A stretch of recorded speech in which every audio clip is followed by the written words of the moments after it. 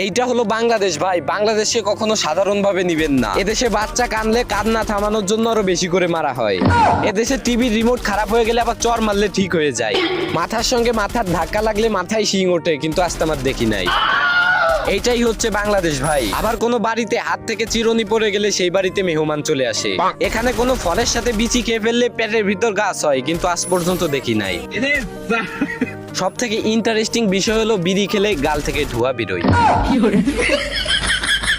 এইটা হলো বাংলাদেশ ভাই, বাংলাদেশে কখনো সাধারণভাবে নিবেন না। এদেশে বাচ্চা কানলে কান্না থামানোর জন্য আরো বেশি করে মারা হয়। এদেশে টিভির রিমোট খারাপ হয়ে গেলে আবার চর মারলে ঠিক হয়ে যায়।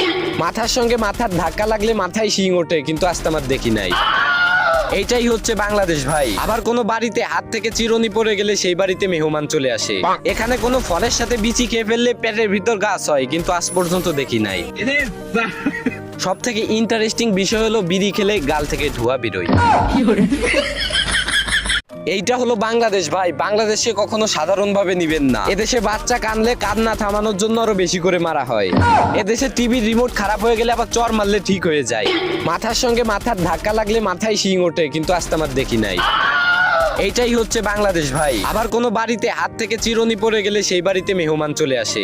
এখানে কোনো ফলের সাথে বিচি খেয়ে ফেললে পেটের ভিতর গাছ হয়, কিন্তু আজ পর্যন্ত দেখি নাই। সব থেকে ইন্টারেস্টিং বিষয় হলো বিড়ি খেলে গাল থেকে ধোঁয়া বেরোয়।